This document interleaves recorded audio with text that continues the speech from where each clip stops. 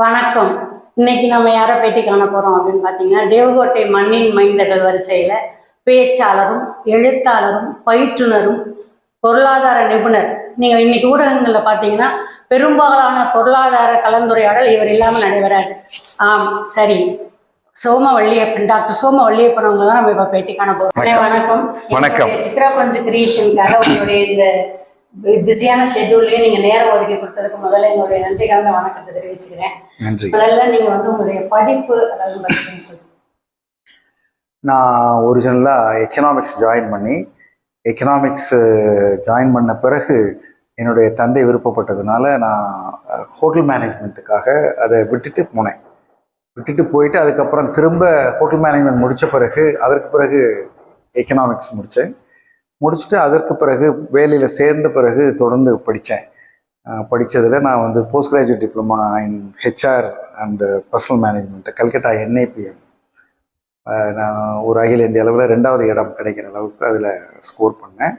அதற்கு பிறகு MBA HR and marketing பண்ணேன்.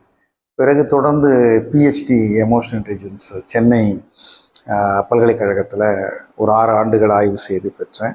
அதெல்லாம் பின்னாடி அதற்கப்புறம் நியூரோ லிங்குவிஸ்டிக் ப்ரோக்ராமிங் NLP USAல ப்ராக்டிஷனர், அதுக்கப்புறம் மாஸ்டர் ப்ராக்டிஷனர் கோர்ஸ் 2 பண்ணியிருக்கேன். அப்போ நீங்கள் வந்து மனவியல் பயிற்றுனராகவும் இருக்கீங்க. ஆமாம். நீங்கள் வந்து கம்பெனிஸ்க்கு மட்டும் இல்லை, தனிப்பட்ட நபர்களுக்கும் நீங்கள் பயிற்றுவிக்கிறீங்க. நான் அதை ஒரு ப்ரொஃபஷனாக ப்ராக்டிஸ் பண்ணலை. எனக்கு ரொம்ப வேண்டியவர்களுக்கு தொந்தரவுகள் இருக்கிற போது, அப்புறம் ரொம்ப பெரிய ஒரு ரெஃபரன்ஸில் வர்ற போது டச் விட்டு போகாமல் இருக்கிறதுக்காக அதை பண்ணுறேன். ஆனால் நீங்கள் பொருளாதார துறைக்கு தான் இம்பார்ட்டன்ஸ். நான் வந்து மனிதவளத்துறை, பொருளாதாரம், நிதி நிர்வாகம், இது மூணுலையுமே நீங்கள் பண்ணிட்டு சம அளவில் ஈடுபாடு. தேவைகளை பொறுத்து ஆன் டிமாண்ட் எது வருதோ அதை ரெஸ்பாண்ட் பண்ணுறேன். நீங்கள் கம்பெனிகளுக்கெல்லாம் போய் நீங்கள் வந்து பயிற்றுனராக இருக்கீங்க. அந்த அனுபவம் பற்றி சொல்ல முடியுமா? மாணவர்கள் எப்படி அதை எடுத்துக்கிறாங்க அப்படிங்கிறாங்க. பயிற்சி அப்படின்னு சொன்னால் 3 பகுதிகள் இருக்குது. ஒன்று வந்து நிறுவனத்தில் இருக்கிறவர்களுக்கு பண்ணுற கார்ப்பரேட் பயிற்சி. அந்த கார்ப்பரேட் பயிற்சியில் ப்ளூ காலர் ஒர்க்கருக்கும் பண்ணுறோம், மிடில் மேனேஜ்மெண்ட்டுக்கும் பண்ணுறோம், சீனியர் பீப்புளுக்கும், வைஸ் பிரசிடென்ட் அவங்க லெவலில் MNC கம்பெனிஸ்க்கும் அவங்களுக்கும் ப்ரோக்ராம் பண்ணுறோம். இது எல்லாமே need based, tailor made, customised programs. அவர்களுக்கு என்ன தேவையோ, அந்த நிறுவனத்தில் என்ன பிரச்சனையோ அதை சரி பண்ணுறதுக்கான ப்ரோக்ராம்ஸு. இது மாதிரி ப்ரோக்ராம்ஸ்லாம் நிறைய நான் பண்ணுறதுல வந்து டெய்ம்லர் அவங்களுக்கு பண்ணுறேன் சில லீடர்ஷிப் ப்ரோக்ராம்ஸு. பென்ஸ் கார் பண்ணுறாங்களே அவங்க, BMW, செயின்ட் கோபேனுக்கு ஒரு 12 வருஷமாக பண்ணுறேன். அவருடைய வேல்யூஸ் போன்ற ஒரு நிஷ் ப்ரோக்ராம்ஸு. அது தவிர நிறைய கார்பரேட்டுக்கு அவங்க எம்ப்ளாயீஸுக்கு பர்சனல் ஃபைனான்ஷியல் மேனேஜ்மெண்ட், லைஃப் எப்படி மேனேஜ் பண்ணணும், பணத்தை எப்படி சேமிக்கணும், என்ன பண்ணணும், இது மாதிரி பல விதமான இருக்குது. 2வது ட்ரைனிங் வந்து நிறுவனங்களில் கன்சல்டண்ட்டாக இருக்கேன். அந்த நிறுவனங்களோட ஒரு வருஷம், 2 வருஷம், 3 வருஷத்துக்கு சைன் பண்ணிவிட்டு மாதம் 1 நாள் 2 நாள் அப்படின்னு சொல்லி அவங்களுடைய நிறுவனத்திற்கு போய் அவர்களுக்கு அப்பப்போ இருக்கிற பிரச்சனைகளுக்கான தீர்வுகளை என்கிட்ட பவுன்ஸ் பண்ணிக்குவாங்க. பெரும்பாலும் அவருடைய ரிவ்யூ மீட்டிங்கில் உட்கார்றது, அவர்களுக்கு கைடன்ஸ் கொடுக்குறது, இது மாதிரி பண்ணுறது பல கம்பெனிகள் பண்ணியிருக்கோம். குறிப்பாக ஒரு கம்பெனி டாயன்சஸ்னு ஒரு கம்பெனிக்கு ஒரு 6.5 ஆண்டுகள் நான் வேலையை விட்ட பிறகு 6.5 ஆண்டுகள் அவர்களுக்கு இருந்தபோது அவர்கள் பிஸ்னஸ் வேர்ல்டு 2018ஆம் வருஷம் best place to work in India mid size கம்பெனிஸில் அது 19வது ரேங்க் வந்துச்சு. அவ்வளோ வேல்யூ ஆட் ஹெச்ஆரில் பண்ண முடியுங்கிறதுக்கு அது ஒரு டெஸ்டிமனி. அப்புறம் இப்போ ஆஸ்திரேலியா இந்தியா கம்பெனியாக இருக்கிற கிறிஸ்டல் டெல்டாங்கிற கம்பெனிக்கு அந்த மாதிரி ஒரு கன்சல்டண்டாக இருக்கேன். 3வது பகுதி வந்து பெரும்பாலும் இப்போ பள்ளிகளுக்கு ரொம்ப போகலை, கல்லூரிகளில் முதல் நாள் நடக்கிற ஃப்ரெஷர்ஸ் டே, புதுசாக வந்து இன்ஜினியரிங் ஜாயின் பண்ணியிருக்காங்க, ஸ்கூல்லேருந்து வந்திருக்காங்க, அவர்களுக்கு வந்து இந்த 4 ஆண்டுகளை எப்படி புரிந்துக்கணும், எப்படி பண்ணணும். அக்ஷயா காலேஜெல்லாம் நம்ம நகரத்தார் ஒரு உதாரணத்துக்கு சொன்னோம்னா அது யூடியூப்பில் கூட வீடியோ இருக்குது. அது மாதிரி நிறைய கல்லூரிகளில் அந்த மாணவர்களுக்கு ஒரு எச்சரிக்கையும் ஒரு நம்பிக்கையும் கொடுக்குற பேச்சுக்கள். அதுக்கப்புறம் 4 வருஷம் முடித்து வெளியில் போகிறாங்க இல்லையா, அவர்களுக்கு வேலிடிக்டரி ஃபங்க்ஷன். முடிச்சுட்டு போகிற உலகம் எப்படி இருக்கும், வேலைக்கு என்ன எதிர்பார்ப்பாங்க, நீ என்ன பண்ணணும், உனக்கு என்ன பொறுப்பு இருக்குது, அது மாதிரி இதில் கீ நோட் இல்லைன்னா சீஃப் கெஸ்ட் அட்ரஸாக கூப்பிடுற இடங்களுக்கு போகிறேன். இது 3 விதமான பயிற்சிகள். நீங்கள் வந்து பொருளாதாரம் சம்பந்தமாக நிறைய புத்தகங்கள் எழுதியிருக்கீங்கிறது எனக்கு தெரியும். நான் சமீபத்தில் சென்னை புத்தக திருவிழாவில் வந்து உங்களுடைய இட்லியாக இருங்கள் இந்த புத்தகத்தெல்லாம் பற்றி நிறைய வாசகர்களுடைய விருப்பமான இதை வந்து தெரிஞ்சுக்கிறேன். ஸோ அந்த மன இயல் பற்றின புத்தகங்களும் நீங்கள் எழுதியிருக்கீங்க. ஆமாம். ம். அதாவது இப்போ நான் வந்து ஒரு 91 புத்தகம் முடிச்சிருக்கேன். அதில் 3 ஆங்கில புத்தகங்கள், 1 ஹிந்தியில் மொழிபெயர்க்கப்பட்டது. ம். மீதம் இருக்கிற புத்தகங்களில் ஒரு 10 புத்தகங்கள் பங்குச்சந்தை பற்றி இருக்கும், இன்னும் ஒரு 10 புத்தகங்கள் நிதி நிர்வாகம் இருக்கும். அப்போது 10 10 20 போச்சுன்னா மிச்சம் 70 வாழ்க்கை நலன் சார்ந்த புத்தகங்கள் தான். அதில் எமோஷனல் இன்டெலிஜென்ஸு இட்லியாக இருங்கள்னு முதல்ல 2006 எழுதினேன். அதற்கு பிறகு 2016 எமோஷனல் இன்டெலிஜென்ஸ் 2.0ன்னு அதை விரிவு பண்ணோம். அதற்கப்புறம் இந்த புத்தக காட்சி ஜனவரி 2025 சென்னையில் வந்து முன்னை அறிந்தால் அப்படின்னு ஒன்றும், உணர்வால் முடியும் அப்படின்னு ஒரு புஸ்தகம் வந்து இந்த எமோஷனல் இன்டெலிஜென்ஸ் வரிசையில் 3வது 4வது புத்தகங்களாக வந்திருக்கு.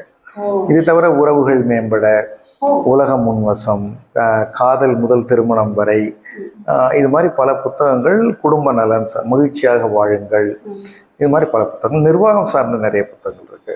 நேர மேலாண்மைனா காலம் உங்கள் காலடியில், நேரத்தை உரமாக்கு, இதெல்லாம் ஒரு கரெக்ட் வேர்டு சொல்லணும்னா ஒரு செலிப்ரேட்டட் புக்ஸ். காலம் உங்கள் காலடியிலாம் வந்த பொழுதுல, தொட்டதெல்லாம் பொண்ணாகும்லாம் வந்த பொழுதுல அது ரொம்ப ஒரு கொண்டாடப்பட்ட புத்தகங்கள். அதுக்கு பெரிய பெரிய யூனிவர்சிட்டி அங்கே இருக்கிறவங்க அவங்கெல்லாம் வந்து கடிதங்கள் எழுதுவாங்க, 2 பக்கம் 3 பக்கம் தமிழில் எப்படி ஒரு நிர்வாகத்தை சுலபமாக நம்ம ஊர் உதாரணங்களை வச்சு, சொந்த அனுபவங்களை வச்சு ரொம்ப அழகாக எழுதியிருக்கீங்க, புரிகிற மாதிரி இருக்கு. ஆமாம், வாசகர்களுடைய அந்த அவங்களுடைய வர்ணனைகள் நான் கேட்டிருக்கேன். உங்களோட வந்து ரொம்ப எளிமையாகவும் எல்லாரும் புரிஞ்சுக்கிற மாதிரி இருக்குன்னு அவங்க சொல்லியிருந்தாங்க, அதை கேட்டிருக்கேன். ஆமாம். இப்போ வந்து நீங்க இவ்வளவு புத்தகங்கள் எழுதியிருக்கீங்க, நம்ம நகரத்தாரை பற்றி ஏதாவது புத்தகங்கள் எழுதியிருக்கீங்களா? இப்போ நான் பல இடங்களுக்கு கூட்டங்களுக்கு பேச போகிறேன். ரோட்டரி, எல்ஐசி, ஜேசிஐ, அப்புறம் நிறைய அமைப்புகள், வெற்றி வாசல், அது மாதிரிலாம் பல அமைப்புகள் இருக்குது. அங்கெல்லாம் போய் பேசுகிறோம். பல சேம்பர் ஆஃப் காமர்ஸு, அதெல்லாம் அதில் நகரத்தார்களும் ரொம்ப ஆக்டிவாக இருக்காங்க. உதாரணத்துக்கு IBCN சொல்லிட்டு இன்டர்நேஷ்னல் பிஸ்னஸ் கான்ஃபரன்ஸ் ஆஃப் நகரத்தார்ஸ் 2013 சிங்கப்பூரில் ஆரம்பித்து ஒவ்வொரு 2 ஆண்டுக்கு ஒரு முறையும் நடக்குது. அதில் வந்து சிங்கப்பூரில் பேசினேன், துபாயில் பேசினேன். அது மாதிரி நகரத்தார் சங்கங்கள் அழைக்கிறாங்க. அப்புறம் வள்ளல் அழகப்பெற பிறந்தநாள் விழா, அது மாதிரி பல முக்கியமான சரஸ்வதி சங்கம், பல இடங்களுக்கு பேச கூப்பிடுறாங்க. அங்கேயெல்லாம் போகிற போது நகரத்தார்கள் பற்றி நிறைய பேசியிருக்கேன். இப்போது போன 2024 புத்தக காட்சியின் போது புரட்டி பார்த்த போது தான் நகரத்தார்கள் கூட்டங்களை நான் பேசினதுக்கான குறிப்புகளே என்கிட்ட நிறைய இருந்தது. சரி, இதை ஒரு புத்தகமாக்குவோம் அப்படின்னு சொல்லிட்டு நகரத்தார்கள்ங்கிற தலைப்பில் இதுதான் அந்த புத்தகம். நகரத்தார்கள்னே ஒரு புத்தகத்தை எழுதினேன். இதுக்கு எங்களுடைய பங்காளி அவங்க டாக்டர் சுப தின்னப்பன் அவர்கள் அணிந்துரை கொடுத்துருக்காங்க. என்னுடைய இப்போ PhD கைடு டாக்டர் பரதீசன் பற்றியும் இன்னும் பல ஆளுமைகள் பற்றியும் அதில் எழுதியிருக்கேன். நகரத்தார்கள் பற்றி புத்தகம்னா இந்த ஒரு புத்தகத்தை சொல்லுவேன். வேற உங்களுடைய புத்தகங்கள்ல நீங்க ரொம்ப விரும்பிய புத்தகம்னு நீங்க எதை சொல்லுவீங்க? நம்மளுடைய நம்ம விரும்பாமல் எழுத முடியாது. ரொம்ப மற்றவர்களாக ரொம்ப சிலாகிக்கப்படுகிற புத்தகங்கள் தான். இப்போது இட்லியாகரங்கள் புத்தகங்கள் 60 ரூபா விலை இருந்த போது வர்ற கடிதங்கள்லாம் இதுக்கு 600 ரூபா கொடுக்கலாம், 6000 ரூபா கொடுக்கலாம், என் வாழ்க்கையை மாற்றிய புத்தகம் சொல்லுவாங்க. அது மாதிரி இப்போது உணர்வால் முடியுமுக்கு ஒருத்தர் திருவாரூர்லேருந்து எழுதியிருக்காரு. இது மாதிரி ரொம்ப எளிமையான பெண்கள், சாதாரண வேலையில் இருக்கவங்க, அவர்களெல்லாம் வந்து இது தெரிஞ்சுக்கிட்டோன்னு எனக்கு என்னுடைய நடை நண்பர் ஒருத்தர் இருக்கார், ஒரு ஆடிட்டரு. அவர் இந்த முறை புத்தக காட்சிக்கு சென்னை வந்தபோது நான் அவரை வழியில் சந்தித்து உள்ளே போகிறதுக்கு முன்னாடி பேசிக்கிட்டு இருந்தேன். நான் பேசிக்கிட்டு இருக்க போது என்னை அறிமுகம் இருக்கிற சில வாசகர்கள் தூரத்துலேருந்து பார்க்குறது, கிட்ட வர்றது, என்கிட்ட பேசுகிறதெல்லாம் அவர் கவனிச்சுக்கிட்டு இருந்தார். அப்போது ஒருத்தர் வந்து என்கிட்ட futures and options, stock market பற்றி ஒரு சந்தேகம் கேட்டார். நான் அவருக்கு பதில் சொன்னால் அவர் போயிட்டார். அப்புறம் நானே அவரை கூப்பிட்டேன், நீங்கள் என்னவா இருக்கீங்கன்னு கேட்டேன். நான் ஒரு பஸ் கண்டக்டர்னு சொன்னார். அவர் போன பிறகு இந்த மனிதர் வியந்து போகிறாரு, என்னங்க பஸ் கண்டக்டர்லாம் ஃபியூச்சர்ஸ் அண்ட் ஆப்ஷன்ஸ் பேசுகிற அளவுக்கு பண்ணிட்டீங்க நீங்கள். எந்த விஷயமும் வந்து எல்லோருக்கும் போய் சேர வேண்டும் என்பது தான் தாய்மொழியில் படிப்பதனுடைய நோக்கம். அதை நாம் இன்னும் கூடுதல் எளிமையாக சொல்கிற போது வாசகர்கள் வந்து அள்ளி கொள்கிறார்கள். அவங்க வந்து அதை நீங்கள் எளிமையாக சொன்னேன், பஸ் கண்டக்டர் சிறப்பாக பேசினார்னு சொன்னதுனால இந்த இடத்துல கேட்குறேன். குடும்ப தலைவி ஒருத்தவங்க வந்து ஷேர் மார்க்கெட் பற்றி எதுவுமே தெரியாதவங்க இப்போ புதுசாக ஷேர் செய்யணும்னு விரும்பினா அதை நம்ம செய்ய முடியுமா? அதுக்கு அவங்க அடிப்படையாக தெரிஞ்சுக்க வேண்டிய விஷயங்கள் என்ன? நிறைய செய்கிறாங்க, நிறைய பெண்கள் செய்கிறாங்க. என்னுடைய அல்ல பணம் அப்படின்னு முதல்ல 2004 வெளிவந்த புத்தகம் வந்து பங்குச்சந்தை அடிப்படைகள் பற்றி தான். ஷேர்னா என்னங்கிறதுக்கு நான் அப்போ 2004 சொல்லியிருந்த உதாரணம் வந்து, ஒருத்தர் புலி வியாபாரி இருக்காரு, அவர் புளியை வாங்குறாரு, அவரை வச்சு வைக்கிறாரு, விலை ஏறின பிறகு விற்கிறாரு, புளி கெட்டு போயிடும், சில பேர் வாங்குறது, சிலது நல்லா இருக்குங்கிற மாதிரிலாம் உதாரணங்கள் சொல்லி ஒரு புளி வியாபாரத்தையும் ஷேரையும் ஒப்பிட்டது போல எளிமையான உதாரணங்கள் சொன்னது. அப்போது நிறைய பெரிய எழுத்தாளர்களே அசோகமித்திரன், பட்டுக்கோட்டை பிரபாகர், ஞானி அவர்கள்லாம் கூட என்னையா நீ எழுதின நான் ஃபிக்ஷன் மாதிரி இருக்குது, அவ்வளோ விறுவிறுப்பாக இருக்குது படிக்கிறதுக்கு அப்படின்னு சொல்லுவாங்க. அந்த அளவுக்கு யாரும் புரிந்து கொள்ளுகிற அளவுக்கு அது ஒரு எளிமையான புத்தகம். இன்றும் அளவும் தொடர்ந்து அது கிட்டத்தட்ட ஒரு 1.5 லட்சம் காப்பி விற்றுருக்கும். இன்னும் தொடர்ந்து அல்ல பணம் 1ங்கிற பேரில் அது வருது. அப்புறம் 2, 3, 4, 5, 6 இப்போ 10 வரைக்கும் வந்திருக்கும். இப்போ 10வது அந்த வரிசை புத்தகத்தில் 10 வந்து சிஸ்டமேட்டிக் இன்வெஸ்ட்மெண்ட் பிளான், செல்வம் சேர்க்க நிச்சய வழி அப்படிங்கிற புத்தகம் வந்து அப்ப வந்து குடும்ப தலைவர்களும் அந்த புத்தகங்களை படிச்சா கண்டிப்பா உள்ள நுழைய முடியும். நிறைய பண்ணிக்கிட்டு இருக்காங்க. அது தவிர எனக்கு ஒரு யூடியூப் சேனல் இருக்கு, சோமவல்லியப்பன்னு. நாம் இப்போ அமர்ந்து தேவக்கோட்டையில் பேசி கொண்டிருக்கிற என்னுடைய வீட்டிலிருந்து நான் வந்து கொரோனா டைமில் இங்கே குடும்பத்தோடு தங்கி இருந்தபோது ஒரு 25 வீடியோ போட்டிருக்கேன். பங்குச்சந்தை அடிப்படைகள் 1, 2, 3 நம்பர் போட்டு என்னுடைய யூடியூப் சேனலில் பார்த்தீங்கன்னா தெரியும். ஒரு சிறு குழந்தை கூட புரிந்து கொள்ளுகிற அளவுக்கு எளிமையாக இருக்கிறது. புத்தகங்கள் மூலமாகவும் பார்க்கலாம், யூடியூப் மூலமாகவும் பார்க்கலாம். பெண்கள் அவசியம் செய்யணும், நிறைய செய்கிறாங்க இப்போ. ஸோ யாரும் ஷேர் மார்க்கெட்டில் போகணும் அப்படின்னு ஆசைப்பட்டீங்கன்னா அண்ணனோட யூடியூப் சேனல்லையும் கற்றுக்கலாம், அவங்களுடைய அல்ல பணம்ங்கிற புஸ்தகத்தின் மூலமாகவும் கற்றுக்கலாங்கிற ஒரு செய்தியும் சொல்லிடுறேன். ஆனால் அப்புறம் வந்து உங்கள் குடும்பத்தில் எல்லாருமே உங்களுடைய சகோதர சகோதரிகள் எல்லாருமே வந்து தமிழில் ரொம்ப ஈடுபாடு எல்லாமே இருக்காங்க இல்லையா? அதுக்கு வந்து அடிப்படை காரணம்னு நீங்கள் என்ன நினைக்கிறீங்க? என்னுடைய தந்தையார் பேர் வந்து சிடி சோமையா செட்டியார். சிடி சோமன்னு ரொம்ப பிரியமாக எல்லாரும் கூப்பிடுவாங்க. நாங்கள் டீனா வகையில் கோட்டூரார் வீடு. அவங்க வந்து பிஏ கெமிஸ்ட்ரியில் வேலை பண்ணாங்க. அதற்கு பிறகு புது தோட்டத்துல எல்லாம் வேலை பார்த்தாங்க கெமிஸ்ட்ரி ரிலேட்டடாக. அப்புறம் ரோட்டரியில் இருந்தாங்க. கடலூரில் ஐஸ் வியாபாரம், மாயவரத்தில் ஐஸ் வியாபாரம், கடலூரில் திருப்பாத்திருப்புலியூர் கோயிலில் வந்து ஒரு முக்கியமானவங்களாக இருந்தாங்க. இது மாதிரி பன்முகத்தன்மை கொண்டவங்க. அவங்ககிட்டருந்து தான் இந்த மேடையில் பேசுகிற ஆற்றல், எல்லாரோடையும் கலந்து பழகிற திறனெல்லாம் எங்கள் எல்லாருக்கும் வந்திருக்குன்னு நினைக்கிறேன். எங்கள் தாயார் வந்து நிறைய படிப்பாங்க. சிவகாமி ஆச்சின்னு பேர். எங்கள் ஆயா கல்யாணி ஆச்சி அரியக்குடியில் பிறந்தவங்க. சிவகாமி ஆச்சி ஒரே மகள். அவங்க வந்து ரொம்ப செல்லமாக வளர்ந்தவங்க. எங்கள் அப்பாவுக்கு படித்த மாப்பிள்ளை நல்ல அழகாக இருக்காங்கன்னு கட்டி கொடுத்தாங்க. இங்கே எங்களுடைய தாயாரை எங்கள் அப்பா ரொம்ப சௌரியமாக வச்சுருந்தாங்க. எங்கள் அம்மா வந்து இலக்கியம் ரொம்ப படிப்பாங்க. படிக்காத வார பத்திரிகைகளே கிடையாது. புத்தகங்கள் வந்து இந்துமதி மாதிரி அதுக்கு முன்ன ராஜம் கிருஷ்ணன்லேருந்து நிறைய தேடி தேடி நல்ல கதைகளை படிப்பாங்க. அதற்காக எங்களை போய் லைப்ரரியில் புக் எடுத்துகிட்டு வர சொல்லுவாங்க.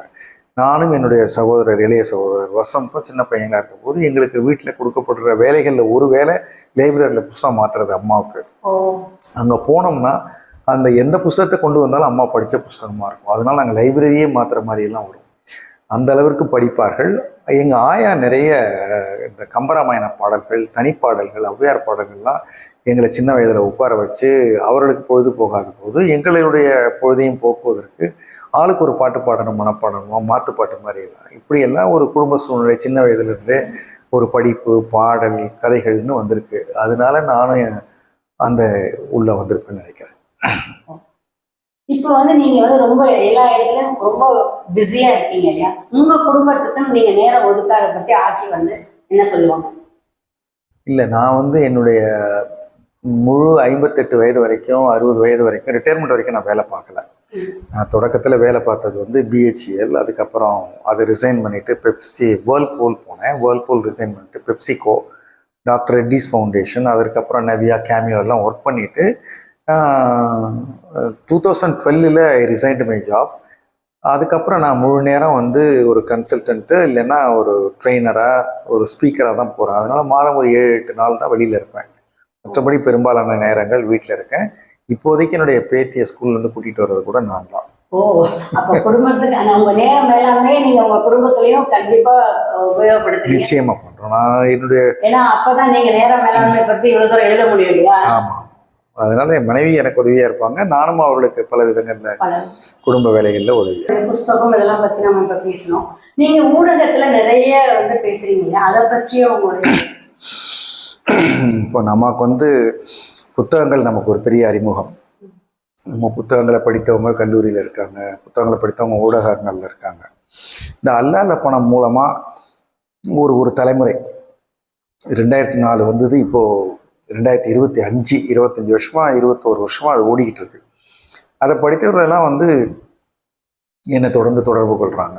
ஒரு திரைப்படத்துலேருந்து கூட ஃபினான்ஸ் பற்றி ஒரு சீன் வைக்கிற போது அது சரியாக இருக்கான்னு தெரிஞ்சுக்கிறதுக்கு என்னை கூப்பிட்டாங்க. அப்புறம் அதில் ஒரு காட்சியில் நீங்களே வந்துட முடியுமான்னாங்க. மோதி விளையாடுன்னு ஒரு திரைப்படத்தில் இயக்குனர் சரண் அங்கே வந்திருக்கேன். அதுபோல் அவர்களுக்கு வந்து புத்தகம் மூலமாக என்னை அறிமுகமாகி அதன் காரணமாக என்னை அழைக்கிறாங்க ஊடகத்தில் தொடர்ந்து. இப்போ தங்கம் விலை ஏறிச்சு, வட்டி விகிதத்தை RBI குறைக்கிறாங்க, கூட்டுறாங்க, மத்திய பட்ஜெட் எப்படி இருக்குது, மாநில பட்ஜெட் எப்படி இருக்குது, கடன் இவ்வளோ வாங்குறாங்களே, இது போன்ற கேள்விகளுக்கு முதலெல்லாம் ஊடகத்துக்கே போய் அங்கே எப்பயாவது ஒரு முறை பேசுவோம். சாயங்கால விவாதங்களில் பேசுவோம். நான் இப்போ விவாதங்களை கொஞ்சம் குறைச்சிட்டேன். ரொம்ப அதிகமாக அரசியல் போக்காக இருக்கிறதுங்கிறதுனால முக்கியமான ஒரு பொருளாதாரம் மட்டுமே சார்ந்து இருக்கிற நேரங்களில், பட்ஜெட் போன்ற நேரங்களில் மட்டும் போகிறேன். அது தவிர இப்போ யூடியூப்ஸ் ரொம்ப பெருசாக வந்துட்டாங்க. ஒரு சில யூடியூப் வீடியோலாம் 6 லட்சம் 7 லட்சம் பேர் பார்த்துருக்காங்க, 10 லட்சம் பார்த்தவங்களாம் இருக்காங்க. சில வீடியோஸ் கோபிநாத்தோட பண்ணது அல்லது ஒரு பட்ஜெட் பற்றி பேசுறதெல்லாம் இப்போ ரொம்ப வலுவாக இருக்குது இந்த ஊடகம். அது வந்து எனக்கு எல்லாம் காம்ப்ளிமெண்ட்ரியாக இருக்குது. இப்போ புத்தகங்கள்னு பார்த்தீங்கன்னா குமுதம், சிநேகிதி, கல்கி, நமது நம்பிக்கை, பல விஷயங்கள். நான் ஒரு 23 தொடர் எழுதியிருக்கேன். இப்போ கடைசியாக ராணியில் எழுதி ஒரு தொடர் முடித்தேன். ஸோ அந்த பத்திரிகைகள், அப்புறம் தமிழ் இந்துவில் எழுதுகிறோம், கட்டுரைகள் எழுதுகிறோம், தந்தியில் எழுதுகிறோம், தினமணியில் நிறைய எழுதியிருக்கேன். ஸோ இது ஒரு ஏரியா. வார பத்திரிகைகளில் தொடர்கள், தொலைக்காட்சியில் பண்ணுறது, புத்தகங்கள், இது எல்லாம் சேர்ந்து கிட்டத்தட்ட ஒரே ஒரு கான்டாக்ட் டு பீப்புள் கம்யூனிகேஷன், இது இந்த ஒரு டொமைனுக்குள்ளார வந்துடுது. எனக்கு சுலபமாக இருக்குது, ஒன்றுக்கு ஒன்று காம்ப்ளிமெண்ட்ரியாக இருக்குது. இப்போ நீங்கள் வந்து தங்க விலை பற்றி பேசணும், அதை பற்றி ஒரு கேள்வி. இப்போ வந்து தங்கம் வந்து நிறைய விலை ஏறிடுச்சு, நம்ம தங்கத்தில் இன்வெஸ்ட் பண்ணலாமா கூடாதா, அந்த அவங்க வந்து சேதாரம்னு ஒன்று போட்டு வாங்குறாங்க, அது சரியா தவறா அப்படிங்கிற விவாதங்கள்லாம் ஊடகங்கள்ல இருக்கு. அதை பற்றின உங்களுடைய கருத்து என்ன? சேதாரம் வாங்கலாம், தப்பு இல்லை. நான் பல இடங்களில் சொல்லியிருக்கேன். இப்போ தங்கம் என்ன விலைக்கு விற்கிதோ அதே விலைக்கு அவங்க நமக்கு கொடுத்துட்டு நம்மக்கிட்ட அதே விலைக்கு வாங்கிக்கலாம். அதுக்கு எதுக்கு அவங்க கடை போட்டு உட்காந்துருக்கணும்? அவங்க தங்கம் மட்டும்தான் எல்லா கடையிலையும் ஒரே விலையை வைக்க வேண்டிய ஒரு கட்டாயம் இருக்குது. அதனால அது மேலே ஒரு மார்ஜின் அவங்களுக்கு வேணும். அவங்க வந்து கடை போடுறாங்க, வாடகை கொடுக்குறாங்க, ஏசி போடுறாங்க, ஆள் வச்சு சம்பளம் கொடுக்குறாங்க, ஒரு பணத்தை முதலீடு பண்ணியிருக்காங்க. அதில் அவங்களுக்கு வருமானம் வரணும், வட்டி வரணும், அவங்களுக்கான ஒரு சம்பாத்தியம் இருக்கணும். ஆக அதை அவங்க ஒரு பர்சன்டேஜ் மார்ஜின், ப்ராஃபிட் மார்ஜினை வேறு நேமில் சொல்லலாம். அதை வந்து அவங்க கூலி சேதாரங்கிற விதத்தில் போடுற போது அது மக்களுக்கு வந்து பிடிக்கலை. டிரான்ஸ்பரண்ட்டாக இருக்கலாம், இன்னும் வெளிப்படையாக இருக்கலாம். இது விலை இப்போ டைட்டன்லாம் அப்படி வந்துட்டாங்க. இதான் இந்த நகை, இதான் இதை விலை, கிராமுகள்லாம் நீ கணக்கு பண்ணி பார்க்காத, இந்த பீஸ் இந்த விலைக்கு வேணா எடுத்துக்க, வேணா நான் விட்டுறேன். அது ஒரு ஆர்கனைஸ்டு மார்க்கெட்டு. கொஞ்சம் கொஞ்சமாக இப்போ தான் ஆர்கனைஸ்டாக வருது. இதில் என்ன ஆபத்துன்னா, இப்போ இவங்க எல்லாரும் போட்டி போட்டுக்கிட்டு கூலி சேதாரமும் இல்லை என்று கொடுக்குறோம், கிராமுக்கு இவ்வளோ வெள்ளி கொடுக்குறோம்லாம் அவங்க போட்டி போட வேண்டிய நிலைமையில் இருக்கிறதுனால அடிப்படை தங்கத்திலேயே எனக்கு சந்தேகம் வருது. தங்கத்தில் சுலபமாக கலப்படம் பண்ண முடியும், வெள்ளியில் பண்ண முடியும், ரெண்டுலேயும் வேறு உலோகங்களை கலந்துடுறாங்க. வாங்குற போது ஒரு வாடிக்கையாளரால் அது சரியானு செக் பண்ணி வாங்க முடியாது. ஆனால் விற்கிற போது அவங்க செக் பண்ணி தான் எடுத்துக்கிறாங்க. அதில் வாங்கினவங்க ஒரு 15-20 வருஷம் கழிச்சு விற்கிற போது எங்கே வாங்கணும் பில்லெல்லாம் இல்லாததுனால நட்டமடைகிறாங்க. அதனால் பெரும்பாலும் நகைகளை அடிக்கடி மாற்றி பண்ணாமல் இருப்பது பெட்டர். இப்போ நீங்க சொன்னீங்க அந்த தங்கத்துல வேற உலோகங்கள் கலக்குறாங்க, அதை பற்றியும் ஊடகங்களை பேசுறாங்க. செம்புக்கு வந்து நம்ம தங்க விலை கொடுக்குறோம், நம்ம 916ங்கிற பேர்ல வந்து செம்பு 4000 ரூபா தான். அதுக்கும் வந்து அந்த இல்லை, அது ஒரு தவறான கருத்து. 24 கேரட் தங்கம் தான் கலக்காத தங்கம், அதனுடைய விலை வேற. 22 கேரட்டுக்கு தான் செம்பு கலந்து தான் அந்த விலை விற்கிது. நம்ம வந்து 22 கேரட்டுன்னு நினைச்சு 18 கேரட்டை வாங்கி வந்திருக்கிறோம். உருக்கி பார்த்தோம்னா அதோட டச்சு கம்மியாக இருக்கும், அங்கதான் ஏமாறுறோம். ஆனால் இந்தியாவில் பெரும்பாலும் 22 கேரட் என்று தான் சொல்றாங்க, நம்புறோம். அதுல தப்பு இருந்தால் தான் ஆபத்து. ஆனால் விற்கிற விலை 22 கேரட்டுக்கு செம்பு கலந்த பிறகு இருக்கக்கூடிய விலை தான் விற்கிறாங்க. இப்போ இவ்வளவு தங்க விலை ஏறிட்டே போகும்போது ஆபரணங்களா வாங்காம காயினா வாங்குறது பெஸ்டா, இல்ல பேங்க்லாம் இப்ப தங்கமா முதலீடு பண்ண முடியும் வந்துருச்சு, அந்த மாதிரி நம்ம முதலீடு பண்றது பெஸ்டா? அதாவது இப்போ வந்து தங்கம் முதலெல்லாம் ஒரு முதலீடா இல்லாம இருந்துச்சு. தங்கம்ங்கிறது ஒரு பணத்தை வச்சு வைக்கிற ஒரு இடம், சேமிச்சு வைக்கிற இடம், ஒரு ஆபத்து காலங்களில் உதவுற ஒரு பொருளாக இருந்துச்சு. ஆனால் கடந்த ஒரு 8-10 ஆண்டுகளாக தங்கம் வந்து பங்குச்சந்தைக்கு ஈக்குவலாக பேங்க் வட்டியை விட கூட ஒரு குறுகிய காலத்தில் கூடுதல் லாபம் கொடுக்கக்கூடிய ஒரு முதலீட்டு பொருளாக மாறிடுச்சு. அதுக்கு பல்வேறு காரணங்கள் இருக்குது. ஃபியூச்சர்ஸ் மார்க்கெட் வந்துருச்சு, அது தவிர வந்து பெரிய அரசாங்கங்கள் நிறைய சேமித்து வைக்கிறாங்க. டாலருக்கு மாற்று கொண்டாடணும், பல காரணங்கள், எக்கனாமிக்ஸ் ரீசன்ஸ் இருக்குது. பட் அதனுடைய முடிவு என்னென்னா தங்கம் வந்து விலை ஏறிக்கிட்டே இருக்குது அப்படிங்கிறது. அதனால அது ஒரு முதலீடாக பார்த்தோம்னா நகையாக வாங்குறத விட அதை காயினாக வாங்கினா நமக்கு புரியும். ஆனால் அதுக்கு ஜிஎஸ்டி 3%, நகையாக வாங்கினாலும் 3%. அதே பங்குச்சந்தையில் வந்து நம்ம ஒரு ஸ்டாக் மாதிரி வாங்கினோம்னா 1 கிராம் 2 கிராம் வாங்கினோம்னா அவ்வளோ வரி கிடையாது, 3% கிடையாது, வெறும் புரோக்கரேஜ் தான். திருப்பி விற்றாலும் அதே விலைக்கு விற்றுடலாம். அங்கே 24 கேரட்டை கிராம் கணக்கில் விற்கிறாங்க, அதை வாங்கலாம். அது நம்ம கையில் தங்கமாக வராது, நமக்கு டிமேட் அக்கௌண்ட்டுக்கு வந்துடும், எப்போ வேணாலும் விற்கிறதுனா விற்றுடலாம். அது சுலபம். அது தவிர இடிஎஃப்னு இருக்குது, எக்ஸ்சேஞ்ச் ட்ரேடட் ஃபண்ட்ஸ்ன்னு. தங்கத்தை வாங்கி மியூச்சுவல் ஃபண்டு மாதிரி, மியூச்சுவல் ஃபண்டில் பங்குகள் வாங்குற மாதிரி தங்கத்தை வாங்கி விற்று லாபம் பண்ணுகிற எக்ஸ்சேஞ்ச் ட்ரேடட் ஃபண்ட்ஸ் இருக்குது. அந்த கோல்டு இடிஎஃப் வாங்கலாம். அதுவும் நம்ம வாங்கின விலையிலேருந்து தங்கம் ஏற ஏற அதே சதவீதம் ஏறிக்கிட்டே இருக்கும். விற்கிறதுனா விற்றுடலாம். நமக்கு ஃபோன்லேருந்தோ ஒரு லேப்டாப்லேருந்தோ அல்லது ஒரு ஃபோன் மூலமாக புரோக்கரை தொடர்பு கொண்டோ நாம் வந்து ஒரு முறை பேசுகிறதன் மூலமாக, கிளிக் பண்ணுறது மூலமாக வாங்கிட முடியும். ஒரு முறை பேசுறது மூலமாக, கிளிக் பண்ணுறது மூலமாக விற்ற முடியும். அங்கே இடிஎஃப்லாம் பண்ணுற போது டைரெக்டாக ஃபிசிக்கலாக பண்ணுறதை விட அதனுடைய டேக்ஸ் கம்மி, அது சுலபம், பாதுகாப்பானது. நீங்க எழுதின புத்தகங்கள் எல்லாமே நீங்க விரும்பி படித்த புத்தகங்கள்னா எதை சொல்லுவீங்க? அது நிறைய புத்தகங்கள் இருக்குது. முதல்ல வந்து திருக்குறள், அது ரொம்ப முக்கியமான ஒரு புத்தகம். அது எப்பயும் வந்து புதிய புதிய செய்திகளை கொடுத்துட்ருக்கோம். இப்போ கூட 100வது பிறந்தநாள் விழா ஒரு ஆட்சிக்கு, அலமேல் ஆட்சிக்கு மூணாக்கணா வீட்டில் நான் பேசின போது கூட நான் திருக்குறளில் அவர் உணவு எப்படி மருந்துன்னு சொல்லியிருக்காருன்னு ஒரு 10 குறள் இருக்குது அதில். அது மாதிரி அது எடுக்க வரக்கூடிய பொக்கிஷம். அதற்கு பிறகு காந்தியினுடைய லைஃப் வந்து வெகு சில புத்தகங்களை சொல்கிறதுனா, காந்தியினுடைய life of Gandhi, Louis Fischer எழுதின புத்தகம். ஸ்டீஃபன் கவி எனக்கு பிடிச்ச ரொம்ப முக்கியமான ஒரு எழுத்தாளர். அவருடைய 7 ஹேபிட்ஸ்லேருந்து தொடர்ந்து அவரை படிச்சுக்கிட்டு இருக்கேன். அது மாதிரி இன்னும் சில ஆத்தர்ஸ் இருக்கு.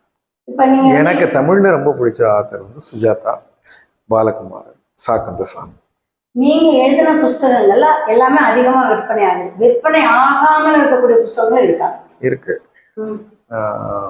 ஒரு புத்தகம் வந்து அவசரம்னு ஒரு புக்கு எழுதினேன். அது கோவிட் டைமில் தான் எழுதினேன். அவசரம், உடனடியாக செய்ய வேண்டிய பொருளாதார சமூக சீர்திருத்தங்கள்னு அந்த புத்தகத்தோட பேர்.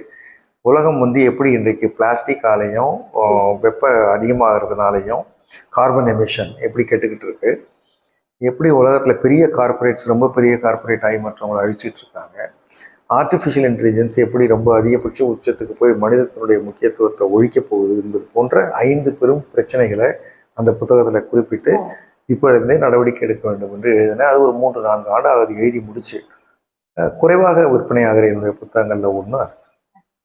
அம்மாவுக்கு நிறைய புத்தகங்கள் லைப்ரரியில எடுத்து கொடுத்துருக்கேன். சிறுகதைகள்லாம் அவங்க விரும்பி படிப்பாங்க அப்படின்னு சொன்னீங்க. ஸோ நீங்கள் அந்த கதை, சிறுகதை அந்த மாதிரி ஏதாவது நீங்கள் புத்தகம் எழுதிருக்கீங்களா? எழுதியிருக்கேன். எப்படி வந்து சிலருக்கு வந்து நான் பொருளாதாரம் மட்டும் எழுதுவனாக காணப்படுகிறேனோ, வேறு சிலருக்கு இட்லியாகரங்கள் மட்டும் எழுதணும், அந்த மாதிரி எமோஷன்ஸ் மட்டும் எழுதுகிற மாதிரி ஒவ்வொருத்தர் ஒவ்வொரு விதமாக என்னை பார்க்குறாங்க. நான் வந்து சிறுகதைகள் கிட்டத்தட்ட ஒரு 40 சிறுகதைகளுக்கு மேலே எனக்கு நல்ல பிரபலமான பத்திரிகைகளில் பிரசுரமாயிருக்கு. என்னுடைய ஒரு சிறுகதை வந்து பாதிப்புகள்னு பாபர் மசூதி இடிச்சதை பற்றி நான் எழுதினது இலக்கிய சிந்தனுடைய மாதாந்திர சிறந்த சிறுகதை பரிசு வந்தது. அதற்கு பிறகு மாம்பழம் சந்திரசேகர் அவங்க கொடுத்த ஒரு சிறந்த சிறுகதை பரிசு. அதெல்லாம் விட ரொம்ப ஆச்சரியமாக எனக்கு ஜெமினி சர்க்கிள்னு நான் எழுதின ஒரு புத்தகம், அதில் ஒரு 35 கதைகள் என்னமோ இருக்குது. அந்த புத்தகம் ஒரு சிறந்த சிறுகதை புத்தகம்னு முதல் பரிசு எனக்கு கம்பம் பாரதி இலக்கிய கழகம் கொடுத்துருக்காங்க. இப்போ சமீபத்தில் தீர்க்காயுசு அப்படின்னு ஒரு சிறுகதை புத்தகம், 5 ஸ்டார் டிப்ஸ்னு ஒரு புத்தகம், ஒரு குறுநாவல் பட்டாம்பூச்சியின் கண்ணாம்பூச்சி காலம்னு சொல்லி. அதனால ஃபிக்ஷன்லேயும் நிறைய எழுதுகிறேன். இப்பயும் எனக்கு அது மேலே பெரிய ஆர்வம் இருக்குது. ஃபிக்ஷன்னா நம்ம சுஜாதாவுடைய ஏந்திரா, மீண்டும் ஜீரோலாம் நான் ரொம்ப விரும்பி படிச்சிருக்கேன். அந்த மாதிரி ஃபிக்ஷனா இல்லை? இல்லை, இது வந்து வாழ்க்கை தான், இலக்கியம் சார்ந்த புத்தகங்கள் தான். உதாரணத்துக்கு நான் தேவகோட்டைக்கு கோவிடுக்கு வந்த உடனே இங்கே ஒரு காய்கறிக்கார அம்மா வந்தாங்க. அவங்களோட நாங்கள் பண்ண பேரம், அவர்கள் வந்து எங்களுக்கு செய்துட்டு போன பலன், அது ஒரு ஆச்சரியம். கரார்னு ஒரு கதை. அந்த மாதிரி வாழ்க்கை சார்ந்த அனுபவங்கள் சார்ந்த கதைகள் தான் என்னுடைய கதைகள். அதனால தான் அதுக்கு இலக்கியத்துக்கான பரிசெல்லாம் கூட கிடைக்குது. விஞ்ஞான சிறுகதைகள் படிப்பேன், பிடிக்கும். எழுதுற அளவுக்கு எனக்கு என்ன திறமை. சமீபத்துல நான் கேட்ட விமர்சனம் வந்து இட்லியாக இருங்கள்ங்கிற உங்க புத்தகத்தை பத்தி அப்படி ஒரு தலைப்பு நீங்க கொடுத்துருக்கீங்க. அந்த புத்தகத்தை பத்தி நீங்க சொல்ல முடியுமா? இட்லியாக இருங்கள்ங்கிறது வந்து எமோஷ்னல் இன்டெலிஜென்ஸுங்கிற ஒரு கொஞ்சம் எல்லாருக்கும் எளிதாக புரியாத ஒரு சப்ஜெக்ட் அது. மேலை நாடுகளிலே ஒரு 35-40 வருஷமாக தான் அதை பற்றி ரொம்ப கவனிக்கிறாங்க. ஸோ வாழ்க்கையில் வந்து ரொம்ப படிப்பு அறிவு இருக்கிறவங்க மட்டும் ஜெயிக்கிறது இல்லை, விட்டு கொடுக்க தெரிஞ்சவங்க, அனுசரித்து போக தெரிஞ்சவங்க சில பேர் ரொம்ப ரொம்ப நல்லா வாழறாங்க. கல்லூரிகளில் பள்ளியில் முதல் பெஞ்சில் இருந்து முதல் மார்க் எடுத்த மாணவர்கள் மட்டுமே வாழ்க்கையில் வெற்றி பெறுவதில்லை. சொல்ல போனால் அப்படி சிலர் வந்து தோற்று கூட போயிருக்காங்க, வாழ்க்கையில் தோற்று போகிறாங்க. அப்போது வந்து ஆராய்ந்து பார்த்தா வந்து உணர்வுகளை கட்டுப்படுத்த தெரிந்தவர்கள், அதை நெறிப்படுத்திக்கிட்டு வந்தவங்க தான் வாழ்க்கையில் வெற்றி பெறுறாங்க. நீங்கள் எவ்வளோ சம்பாரிச்சிங்க, எவ்வளோ பெரிய அதிகாரத்தில் இருக்கீங்க, உங்களுக்கு கீழே எத்தனை பேர் என்பதல்ல உங்களுடைய வெற்றியின் அளவு. நீங்கள் எவ்வளோ நிம்மதியாக வாழறீங்க, சந்தோஷமாக வாழறீங்க. அதுக்கெல்லாம் காரணம் உணர்வு, தன் உணர்வை புரிந்து கொண்டு நடத்தலும் மற்றவர்களோட உணர்வை புரிந்து கொண்டு நடத்தலும்ங்கிறதனுடைய அந்த சின்ன விஷயத்தை தான் பெரிய சப்ஜெக்டு. அதுதான் என்னுடைய பிஹெச்டி சப்ஜெக்டும். இட்லியாக இருங்கள்ங்கிற போது அது சுலபமாக புரியுது மக்களுக்கு, என்னன்னு கவர்ச்சியாக இருக்கு, உள்ளே வந்து பார்க்குறாங்க. அதனால் இட்லிங்கிறது ஒரு எல்லா தொட்டுக்கிறதோடையும் ஒத்துப்போகிற ஒரு பலகாரம் என்பது போல், எல்லா வயதினருக்கும் ஒத்துப்போகுது என்பது போல், பல நாள் கெடாமல் இருக்கும் என்பது போல், ஒரு உணர்வுகளை நம்ம வந்து மேனேஜ் பண்ணுற ஒரு நபராக இருந்தால் எல்லாரோடையும் ஒத்துப்போகலாம், எல்லாரோடையும் இருக்கலாம். ஒரு இடுகுறி பெயராக அது. இப்போ உங்க புத்தகங்கள் பத்தி நீங்க நிறைய சொன்னீங்க. இப்போ வந்து வாசகர்கள் அதை படிக்க விரும்பினா அந்த புத்தகங்கள் எங்க கிடைக்கும்? என்னுடைய புத்தகங்கள் வந்து 2-3 பதிப்பகங்கள்ல இருக்கு. கிழக்கு பதிப்பகம்னு ஒன்று இருக்கு, அவங்க வந்து நிறைய போட்டிருக்காங்க. ஒரு 40 புத்தகங்கள். என்னுடைய பங்குச்சந்தை புத்தகங்கள், எமோஷனல் இன்டெலிஜென்ஸ் புத்தகங்கள்லாம் அங்கே இருக்கு. ஆப்பிள் பப்ளிகேஷன்ஸ்ல ஒரு 8 இருக்கு. 0 டிகிரி பப்ளிகேஷன்ஸ்ல இருக்கு. அது தவிர இப்போ தமிழ் இந்து அதுலேயே இருக்கு. இது எல்லாத்தையும் ஒரே இடத்துல வாங்கணும்னா Amazon.in இந்தியா அமேசானில் போனீங்கன்னா வாங்கலாம்.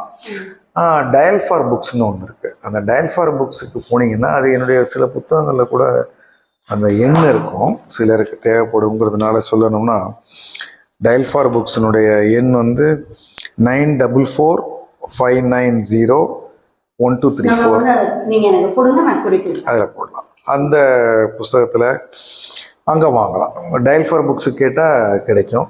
நீங்கள் என்னுடைய புத்தகங்கள் மொத்த செட்டு 90 புத்தகங்கள் இருக்குதுன்னா ஒரு 15,000 ரூபா வரும்.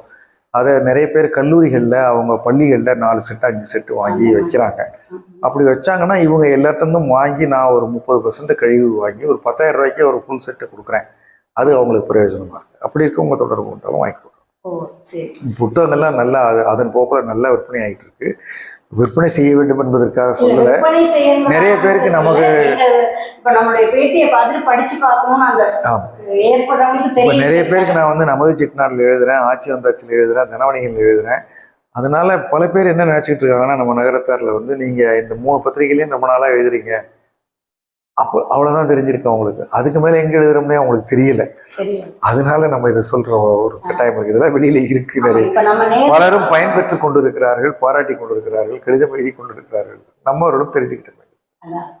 இப்ப நீங்க வந்து எனக்கு ஒரு ஆர்வத்தை தூண்டிட்டீங்க எங்க நேயர்களுக்கும். என்னன்னா, கரார்னு ஒரு கதையில நீங்க அடைந்த பலன்னு ஒரு சஸ்பென்ஸ் வச்சுட்டீங்க. இப்ப நாங்க அந்த கதையை எதுல படிக்க முடியுங்கிற கரார் ஜெமினி சர்க்கிள்ல இருக்கு.